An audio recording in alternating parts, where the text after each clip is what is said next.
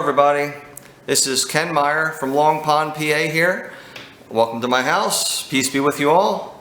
I'm here making a first video in the series for the Clymer Library from Pocono Pines. Last year we had an amazing drum circle there. We met once a month with people from the community, got together, played our instruments, had a great time. This year obviously things are a little different. We can't all get together. It's just not possible with social distancing and stuff like that in a small area, but Clymer Library is a wonderful place, wonderful resource for our community. They do so many things involved with the schools and stuff like that as well. So really great that we have the Clymer Library in our area. But we're going to make the best out of the situation this year by bringing Drum Circle to you, basically wherever you're at home, on whatever device you can watch the videos on, and you can practice from your house, and we'll share in the same community together online. How's that? So I'm here to give you guys instructions on how to get started, give you information about drum circles. Today I'm going to show you some of the instruments and talk about techniques, things like that. And also today we'll do I'll show you guys some rare weird instruments that normally I wouldn't be bringing to a drum circle for fear of breaking them or something like that, but I can show you lots of different things now from my house.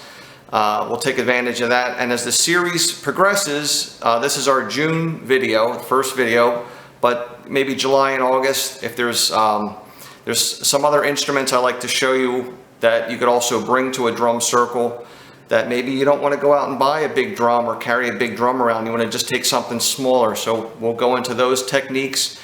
And if you guys email me requests, if there's any special thing you want me to go over, instrument-wise or music-wise, let me know. My email address is yourdrumteacher@yahoo.com. That's yourdrumteacher @yahoo.com. yourdrumteacher@yahoo.com. I'm also on Facebook under my name Kenneth Meyer, M-E-Y-E-R, and I'm from Long Pond, PA.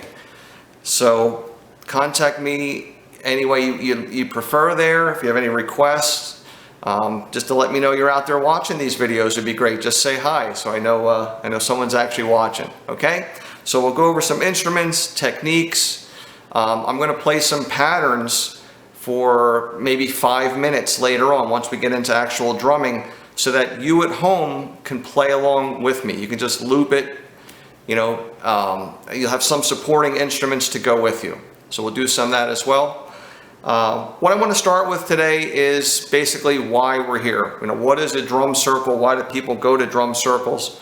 Basically, it's a great way for a community to get together and share in something, meet other people, make music together. It's very easy. It's almost in us to be able to make music. If you're listening to a song on the radio and you start noticing you're tapping your pen on your desk, or if you're driving in the car and you're banging the steering wheel there, it's very natural to want to chime in with a rhythm, with music. You want to be a part of it, which is cool. Drum circles are a great opportunity to do that. It's also a great social interaction. You can meet people at a drum circle, not even say a word to them, but somehow you're communicating, you're making a connection with that other person through the music. There's amazing things that happen. But I know a lot of people might be afraid to just go to a drum circle, just show up, especially if you don't know what it's about, you've never seen one before, you feel like maybe you're not skilled enough to join in or anything. That's nonsense. Everybody has a spot, has a place at a drum circle, and mostly there's going to be people there to help you, to encourage you, to want you to be part of it, right? So also drumming is therapeutic. It's good for you. It's healthy. The art of touching a drum with your hands, or shaking instruments, or scraping things together, it's healthy. There's some movement, and improves your circulation. It also improves your feeling of well-being. Puts a smile on your face, makes you happy, makes you feel good. So lots of reasons to want to go to a drum circle. Very simple to get involved in, and you'll have a good time. All right. I'm going to give you the tools necessary, the skills necessary to not be afraid to go. You'll be able to practice at home now with these videos, and it'll give you a reason to get out there, to get involved. Now, the drum circles right now that I know of that are still actually meeting and going on, they are following social distancing. They're, outside areas, everybody stays in their little spot and they spread out. They're not sharing instruments right now because obviously you don't want to pass on something, but there is a way to safely still attend drum circles. Main thing is outside areas. It's great. There's so much more space. It's fun being outside. We have a lovely day today with the sun out. So now that summer's here, great opportunity to get outside. So where to find drum circles? Go online, go on Facebook. New Jersey especially has a huge community for drum circles. New York State, up near Woodstock, that whole area, same thing up there. Some of the places that I was hired to facilitate drum circles right now are kind of putting the brakes on it just because they need to figure their way out. They need to legally and comply with the CDC's rules. So some of those places, the bigger places, aren't hosting drum circles. But they are out there, just need to find them online, or take this time right now as an opportunity to practice. Even if you can't go out and participate in person with a drum circle, remember, you'll have these videos here to play along with, because I'm going to do some sessions of just like 5 or 10 minutes of just playing, so you can just chime along. All right, or take this time, this downtime, to practice, to put in time on the instruments, because it's most important that you spend time working on your drums, getting comfortable with them. And again, today we're going to go over techniques so that you'll have the skills, you'll know what to practice, how to practice, and you'll take advantage of this downtime to do so. Okay? First thing is safety first. So make sure you're not wearing like big rings that are going to maybe damage the drum, or you might hurt yourself, if you hit the drum the wrong way with too much jewelry on. Even like bracelets, things that are dangling off of you, they might get caught in some of the drums, the lugs or the hardware, so we don't want to see that either. So just make sure you're being safe. No big rings on your finger. And also, if you have a ring that has lots of stones in it, if you accidentally hit the drum the wrong way, we don't want to see a stone get dislodged and now we're going mining through your carpets or something to find that stone. We don't want you to do that. So safety first. Nothing that we do on a drum should hurt you, should cause you any pain. Okay? That's why we're going to review hand positions and things like that. Mostly all the drums that I'll be using today, I think just about all of them that I brought out, are hand drums. No sticks or mallets are needed, just your hands. Can you bring a drum to a drum circle that you play with a stick? Absolutely. And we just want to discuss, being conscious of your volume. If you're playing with a stick very, very loud and someone else is using their hands, they're going to have to work so much harder. So you have to kind of find some balance there. But I want us to start out using our hands. First of all, it's a great way to build your technique up. It's also the most therapeutic way actually to have contact with the drum. It's also good to physically be in touch with your instrument. You want to be one with your drum, kind of a thing, hands-on approach. So no sticks are necessary. We're going to be using our hands, and we're not going to hit the drum in any way that's going to cause us pain, because then it's not fun anymore, and there's no reason that you should be in pain. We're not going to be whacking it so hard or anything like that. So we'll go over proper techniques. Okay, so no jewelry, light touch with your hands. Watches, bracelets, get those things off of you. If you don't have a drum today, it doesn't matter. You can use a pan, okay? Just a cooking pot. Turn it upside down. Again, we're not going to do anything so hard that you're going to hurt yourself, okay? So a pillow works. If you have a nice pillow you can keep between your legs and use that as well, it's fine. We're more concerned about teaching you guys the techniques involved in playing a drum, and then we'll progress from there. Again, you can keep this video, watch it over and over. Someday you do get a drum, you can go back and start working on the drum instead of the pots and pans, okay? Well, we all have to start somewhere. So let's get ready. I'm going to pull out a drum and we'll do some talking about that. Welcome everybody. Okay, so now we're going to talk about drums. What are we going to bring to a drum circle if we go? We need to have a drum of some sort, right? So one of the most popular, most common drums you'd see at a drum circle is this one right here. This is a djembe drum, D-J-E-M-B-E. Very, very common. It's in a family of drums called goblet drums. Look at the shape, kind of looks like a wine glass, like a wine goblet.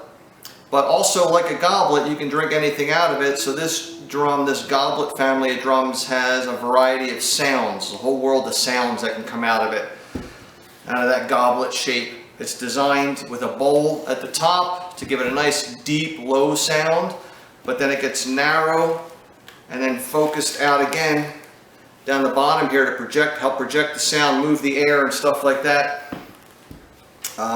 This one comes from West Africa. It's a natural drum, so it's made out of solid wood. They took a solid piece of a tree, cut it, and then carved out the inside. Tremendous amount of work to get this shape.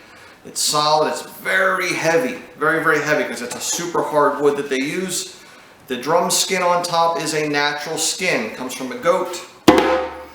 So you have to take very good care of it. This drum, not a great beginner drum, because you really have to worry about it, take good care of it. It is affected by the weather, pressure, air pressure, humidity. If you leave it out in the sun versus leaving it out in the rain or something like that, or if you're out playing in a drum circle and it starts to rain, all of these things you gotta consider to really take care of this drum. And again, it's heavy, like I said. So if you're gonna go to a drum circle and you don't feel like lugging something this big, they do come in different styles, different sizes, and you could even go to something that has a synthetic drum head on top. That's this part right here. Looks like it's natural, but it's actually a synthetic kind of petroleum-based product they use to make this. This drum is from a company called Remo. This djembe is made out of compressed products such as paper, recycled, and things like that. So it's great that they're making it out of that. Still has a nice hard shell. Nice decoration, comes in different colors, different patterns, different styles, many different sizes. It's a lot lighter because it's thinner than the drum from West Africa here. And because it's a synthetic drum head, you don't have to worry so much about if it gets wet. You just wipe it off with a towel, you're good to go. The weather's not going to really affect the tone of the drum. It's easy to retune it if you feel that maybe that's not the right sound, you want to get it higher. You just get a little drum key like this, and you can tune up the drum however you like. Or if this top drum head were to get broken, it get damaged somehow, you could buy another one, take the lugs out, replace the drum head, tune it up, and you're good to go very, very quickly. Versus this drum, you really have to take it to a master drum craftsman and have them do all that work for you. And you can't just throw another head on here. It takes days for it to settle and to get tuned up and stuff like that. So not a great beginner's drum, but something like the Remo drum, and there's other companies also that make mechanically tuned synthetic drums like this. So this is a Remo. If this is still too big, too heavy for you, again, they do come in other sizes. This one right here from the same company, Remo, has a different finish, but it's made the same way, mechanically tuned with lugs, synthetic head. Boy, it's a lot lighter, a lot smaller. Things to consider when you're looking for a drum is how big are your hands. If you have very, very large hands that are going to basically not allow you to play the drum the way you should, the way you feel comfortable, you might want to get a bigger drum. If you have a larger frame, if you're tall and have a very large frame, you can handle a bigger drum. If you're smaller, you want to match that as well. But your hand size is important. How you want to play the drum, if you're going to be using your arms a lot, you don't want something that's going to be really tall, because then you're uncomfortable playing. You want it to fit naturally so that you can sit and your hands will lay right on the drum naturally, okay? If this is too big, too heavy, don't worry. There's other stuff. From the same family of drums, the goblet family, we have this little beauty right here. This is actually called the darbuka, also known as a doumbek, and there's lots of other names for it. This comes from the Middle Eastern part of the world, more like Eastern North Africa, from Egypt all the way up throughout the Middle East. These drums are very common. You can play it like a djembe, so sits right between your legs. It's nice and lightweight. Beautiful tone. If you want to play it the real way, it kind of goes like this. It goes across your leg. You put one hand up top, one hand on the side. Same thing, very comfortable, very natural. You know, I like to talk with my hands a lot, you know, and this drum kind of matches the way that I would sit normally. So this is very comfortable for me. You know, it's like having a conversation.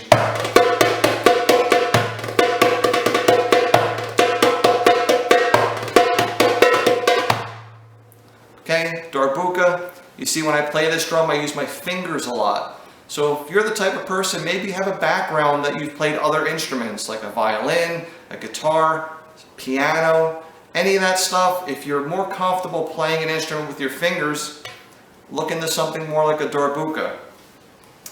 Or, if that's too big, you can go to something like this, frame drum. Basically, all drums are frame drums when you think about it, because it's a membrane, it's some type of a skin or a synthetic product that's stretched tight as a drum, over a framework, something to support it. So basically, all drums are frame drums. You know, they're just such variations of them.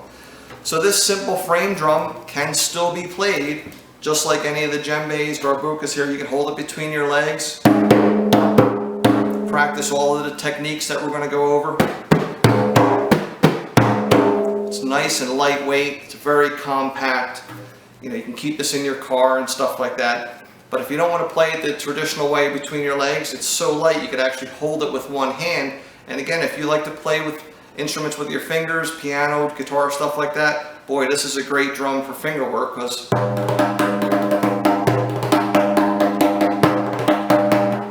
okay, all different types of techniques you can use on this drum. You could also play it like this, where it's resting on your leg, hand on top, and you play with this hand, your fingers as well. And the great thing about drums are, it's a perfect instrument to experiment with. It's not like a violin that you have to play it a certain way. You have to hold it a certain way in order to be able to make the proper sounds. A drum, you can really experiment to find what's comfortable for you, for whatever style it is you want to play. Remember, if you get a drum, you're not done. You might want to consider getting a case for it, because a lot of times you're going to be transporting it from your house to a drum circle or to the Clymer Library, maybe next year if we have the drum circles there again. So you're going to want to transport your drum, or even if you keep it in your house and you don't want it to get damaged, think about getting either a bag, a soft bag like this. See, this is perfectly shaped to fit this djembe. Nice and soft on the inside, so nothing's going to scratch it. Has shoulder straps, a handle to carry it with, a pocket to keep some supplies like your tuning key, maybe a towel, things like that. This bag here is a very, very soft padded interior, so it's going to protect the drum, take good care of it. Some of these drums could be pretty expensive, so you want to protect your investment, even if it is just around the house, so it doesn't get, you know, bumped or knocked over. You know, drums have a tendency to get bumped around and get knocked over. So don't just think about getting a drum, think about getting a case to protect it as well. Also, these days, where are you going to get your drum?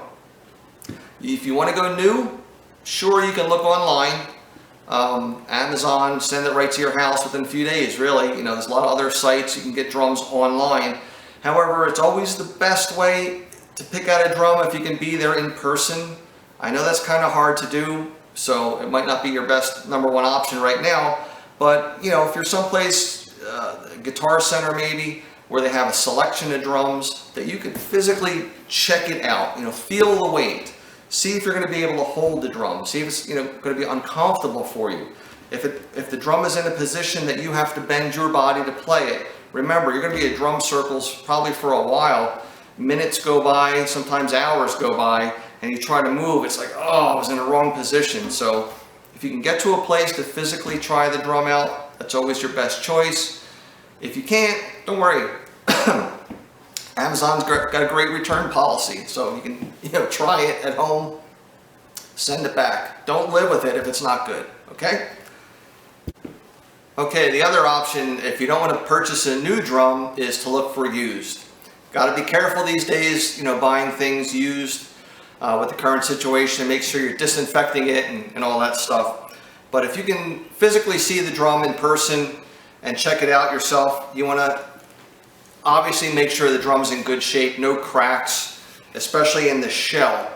If it's a djembe drum that's rope tuned like this and it has a gash on the drum skin, these things are very difficult to replace. It's usually an expensive replacement, and it takes a lot of time for the craftsman to replace it. So, negotiate as best as you can if there's any damage to the drum itself. But especially if the shell is damaged, if it has a crack in it, that's only going to get worse.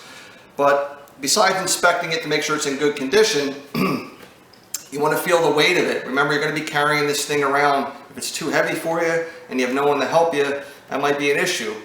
If it's too tall and you put yourself out of position to play the drum, that's not going to be fun, not going to be enjoyable. Too short. So make sure it's of a good weight you're comfortable with. It sits at the right height. You see how I'm sitting here with the drum? It's leaning away from me to naturally follow the position of my arms so that I'm comfortable. If the drum was a little bit higher, I'm going to have to adjust the way that I sit, and it's not going to work out. Alright, so the weight of the drum, the condition of it, the height, how it sits, how wide it is. The bigger the drum, usually the lower the tone, the lower the frequency.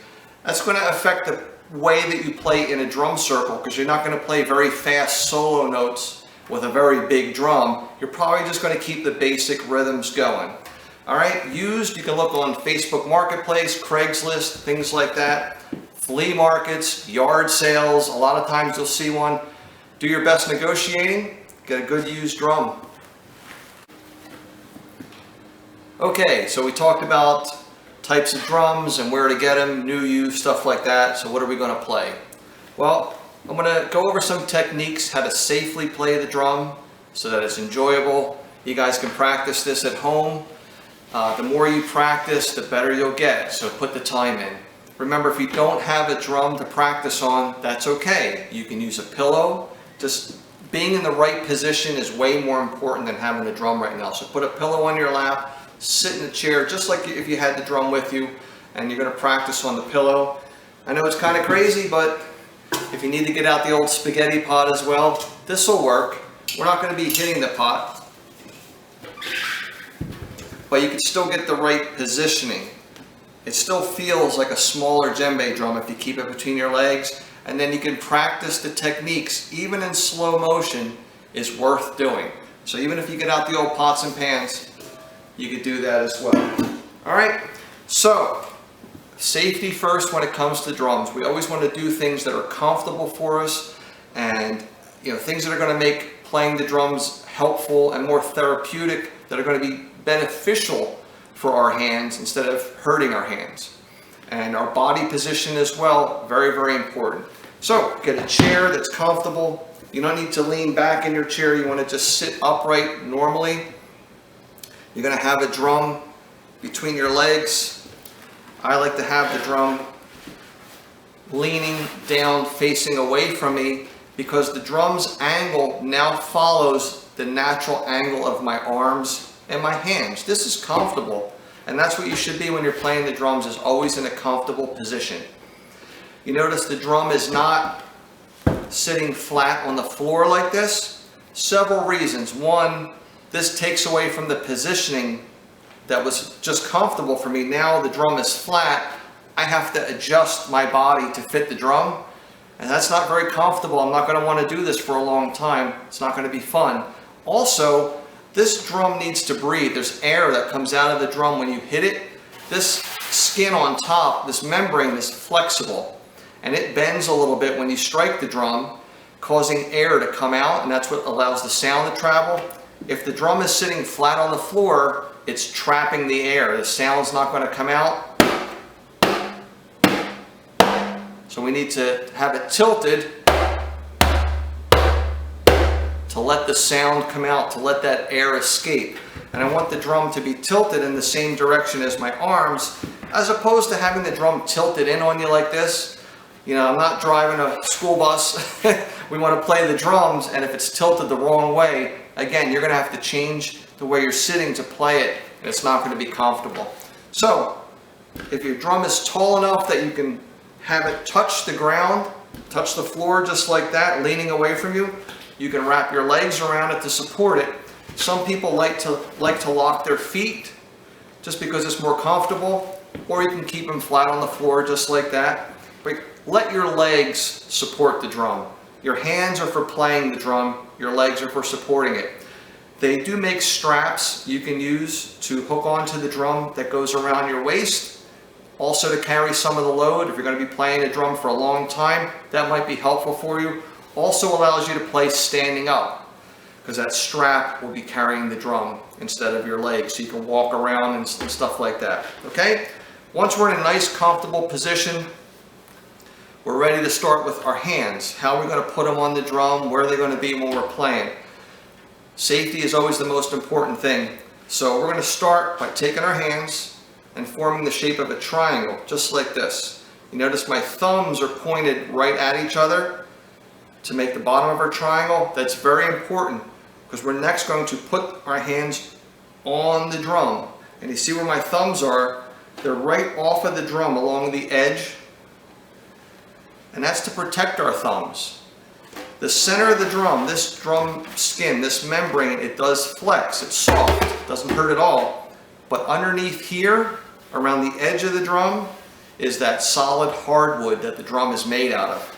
And there's no give to that. It's very hard. If our thumbs were pointed up like this and we accidentally hit that edge, your thumb's going to turn red. Later on it'll turn purple, and tomorrow it'll fall off. Just kidding. We don't want that to happen. We want to protect your thumbs. So keep them pointed at each other. If you make your triangle and put it on the drum just like that, that's the best place for it to be, to find the right position. After we have our hands on the drum, the next thing we're going to do, pick our hands up. Now you're in the ready position. You are now ready to play. Down here is not ready, because when you go to hit your drum to make a sound, the first thing you're going to have to do is pick your hand up. That's going to make you get behind the beat. You're going to be too late. You'll be trying to catch up to everyone else. So we always start in the ready position, hands up just like that. Now the first sound we're going to produce on our drum is called the bass sound. It's the lowest, deepest sound we can get out of our drum. We're basically going to be taking our whole hand, you know, the fleshy part, underside of your hand, is going to be striking the drum. We want to try to reach out a little bit towards the center of the drum, and always pull your hand back. Don't let it sit there, because that's going to stifle the sound. We want to get a lot of sound out of our drum. We want it to be efficiently played. So we're going to bounce our hand off of the drum, pulling the sound out. And that's a drummer's secret. That's how we produce a good sound, is by pulling the sound out of the drum, not trying to beat the sound out of the drum. Let's let it pull out naturally. So we're going to bounce it off the drum. So here's our bass. Make our triangle, find our spot on the drum, lift our hands up, they'll separate naturally, and let's do our bass stroke with the right hand. Ready? Bass. Let's try it with the left hand. Bass. Let's try both hands one at a time. Bass, bass, bass, bass. You notice every time I strike the drum doing the bass sound, I am saying the word bass. There's a reason for that. As we're first learning how to play our drum, we want to say the sounds that we're trying to produce. And the reason for that is you'll be able to watch what you're doing, listen to the sounds that you're making, and listen to the sound that you're saying to make sure everything lines up. Because once you start playing patterns and you get a little bit faster, you might get a little mixed up. You might say bass, but make a tone sound. So you're going to police yourself. Remember, I'm not there watching you. You have to watch what you're doing and listen and pay attention and correct yourself. So if you say the sound that you're trying to produce and something else comes out, you're going to be able to fix that and correct that. Okay? So here's our bass again. Make our triangle, raise our hands naturally, and say the word. Bass, bass, bass, bass. Okay? Our next sound is going to give you the natural sound of the drum. It's an open sound. It's called the tone. We start pretty much the same way. We always make our triangle, raise our hand. This time when we hit the drum, we're only going to be striking it from here up. So mostly using your fingers and a little bit of the fleshy part on the opposite side of your knuckles, right inside here and up. So it's going to strike the drum just about here. And remember, always bouncing, letting the sound come out of the drum. We're going to pull the sound out. So let's make our triangle, put it on the drum, lift, and we're going to go for our tone sound. Here's the right hand. Tone. Here's the left hand. Tone. Let's try both. Right, left, right, left. Tone. Tone. Tone. Tone. Tone. Tone. Tone. Tone. Okay? Nice. That produces a nice natural sound from the drum. No strain. Nothing hurts. If you want to get faster, just move your hands closer, lower to the drum. The further away, the longer the distance they have to travel, the slower it's going to be. So if you want to get faster, just get closer to the drum. Always pulling that sound out. All right, the last sound we're going to learn how to make today is called the slap. The slap starts in the same position as the other sounds, except this time we're going to produce a really high-pitched, like a whipping or a cracking sound. Our fingers are going to separate. So instead of being held together like this as we produce the tone sounds and the bass, you're going to let them open up. Because as our hand comes down, we want to whip, do a whipping motion, slapping that drum, and we need the air to escape. Just like cracking the whip is just breaking the sound barrier right there. It allows it to have a nice snapping sound. We're doing the same with our fingers. So we're going to open up our fingers a little bit, let the air escape. And remember, as you get close to the drum, the fingers are going to whip at the last second, causing a high-pitched sound called a slap. So here's our slap. Slap, slap, slap, slap, slap, slap, slap. Remember, say it as you're playing it. This is the most difficult sound to make. Sometimes it takes people a long time to produce a slap sound. It's not easy, so don't get frustrated. In the meantime, instead of producing the slap, I want you to practice it at home, but if you're going to put together a rhythm like we'll do later on today, instead of doing the slap, we'll do a clap, okay? It's easy to do that. So you just clap your hands together whenever you need that high-pitched sound. So our slap on the drum, fingertips touch last, fingers open.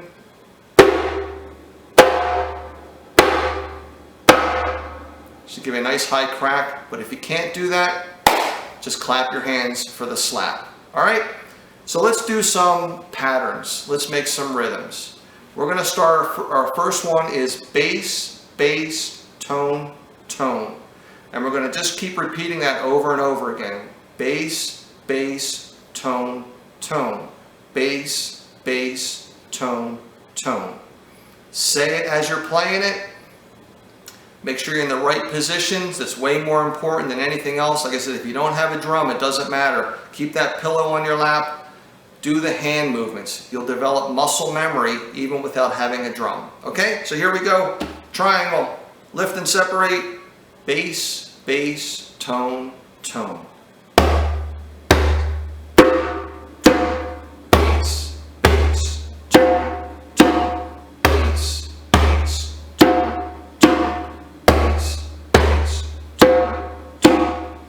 Okay?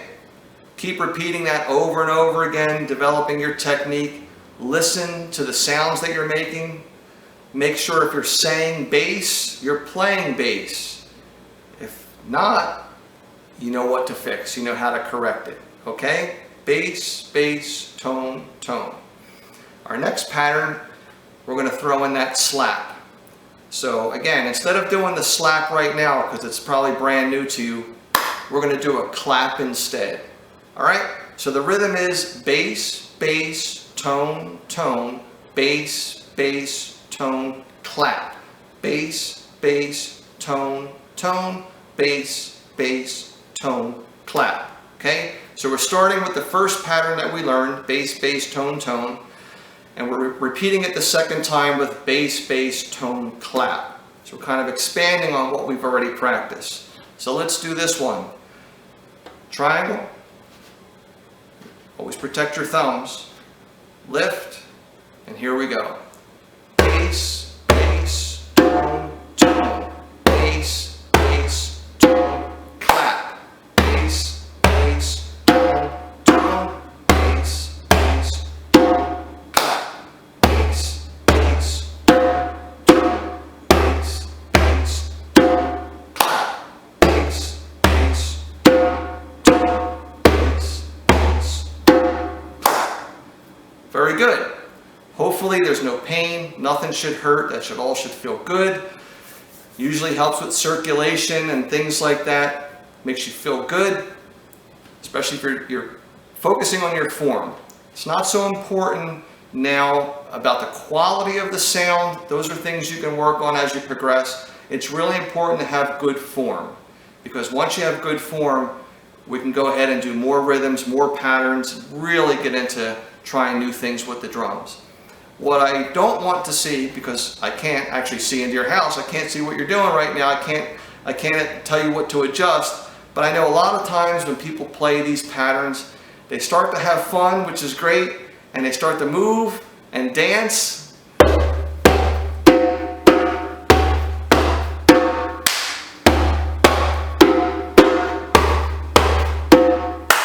Alright?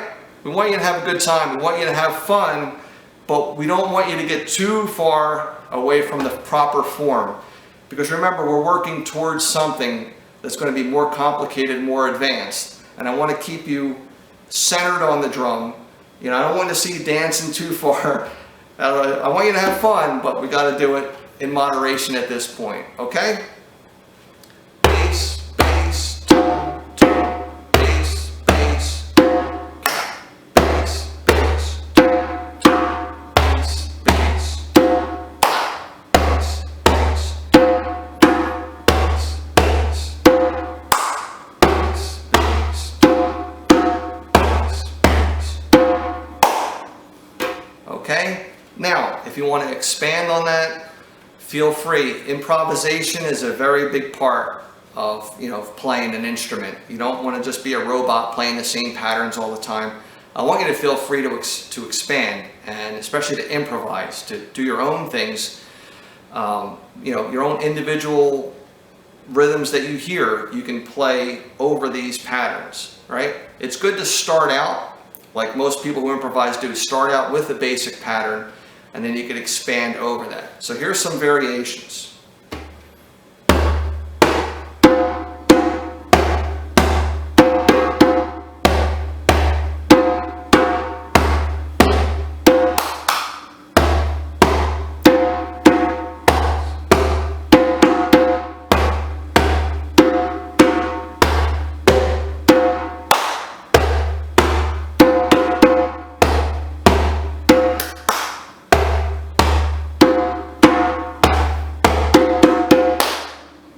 Okay? Feel free to improvise, do your own thing.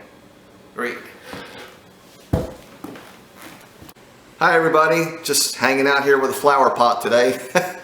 Nah, just kidding. This is the part of the video where I try to show you something different, unique percussion instruments maybe you never knew were out there. So today I have with me a drum. It's called an Udu drum, and it's spelled U-D-U, Udu. Udu comes from the Igbo people of Nigeria, and in the Igbo language, Udu means vessel. And as you can see, this is a vessel made out of clay. Looks like something you'd use to carry water in, or you can store things in. It has a hole in the top. But what's unique about the Udu drum is it has a hole in the side here. And this allows for the air. Remember, it takes the movement of air for the production of sound and for sound to travel. So this allows air to come out of one of the holes as it's being played. So this vessel is now an instrument, and it was found in Africa, but similar items are found all throughout the world, as you can imagine. Wherever you can make vessels out of clay or any type of a pot, it has a possibility of being used as a musical instrument. You could even think of a little brown jug in Appalachian music in America, or in Brazil using gourds, with a similar shape to make instruments. So, but I'm going to play a little sound sample of the oud. I am working on doing a better recording because this is a very personal instrument. It's very subtle, and the sounds that it produces might not even be able to get picked up by the camera I'm using today.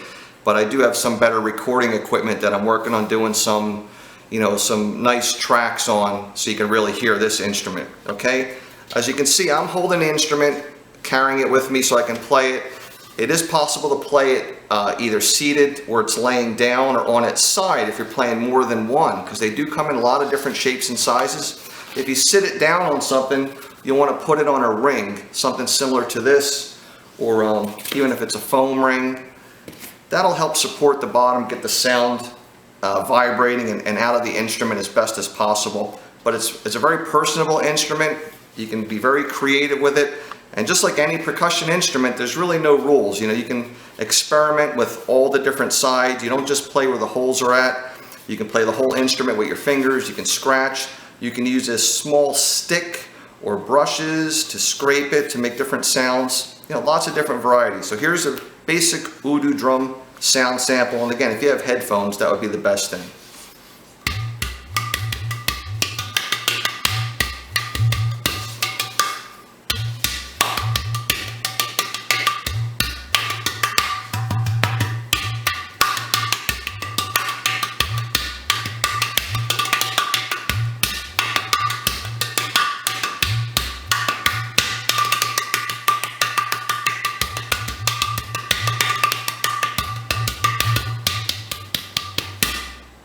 Alright, and this isn't the end of the story. This right here is a variation.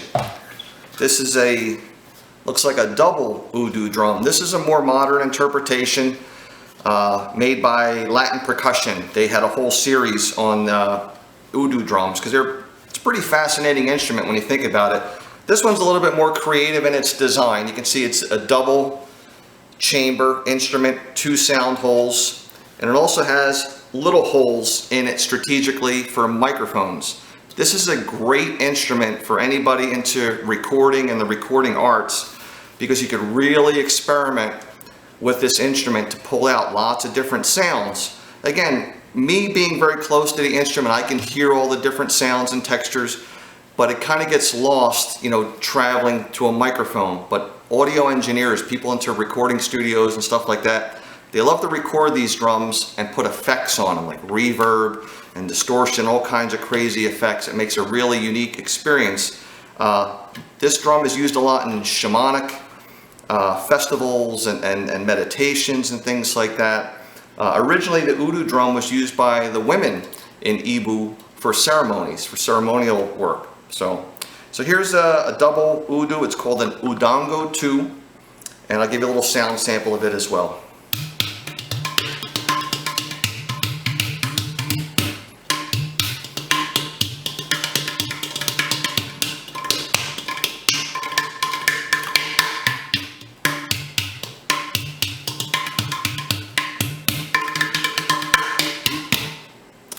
Alright, well, thank you very much for watching the videos. If you have any questions, you know how to contact me.